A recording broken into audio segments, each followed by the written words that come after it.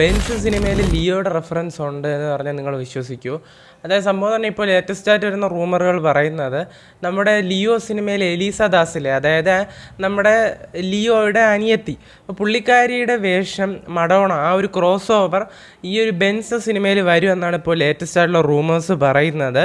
അതായത് ഇപ്പോൾ ലിയോ സിനിമയിൽ ഇവർ മരിച്ചതായിട്ടായിട്ട് കാണിക്കുന്നത്, ലിയോ പറഞ്ഞുള്ള ആ ഒരു കഥയിൽ മുഴുവനായിട്ടും മഡോണ മരിച്ചതായിട്ടാണ് പറയുന്നത്. എന്നാൽ ഈ ഒരു ബെൻസ് എന്ന് പറയുന്ന മൂവിയിൽ ഇതിൻ്റെ പ്രീക്വൽ, അതായത് മുൻപുള്ള കാലഘട്ടമായിരിക്കും കാണിക്കുന്നത്.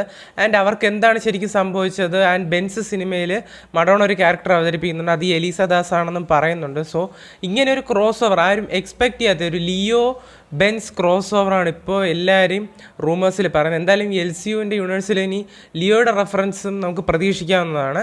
ആൻഡ് ഇതാണിപ്പോൾ ലേറ്റസ്റ്റ് ആയിട്ട് അറിഞ്ഞത്. നിങ്ങൾക്ക് എന്ത് തോന്നുന്നു?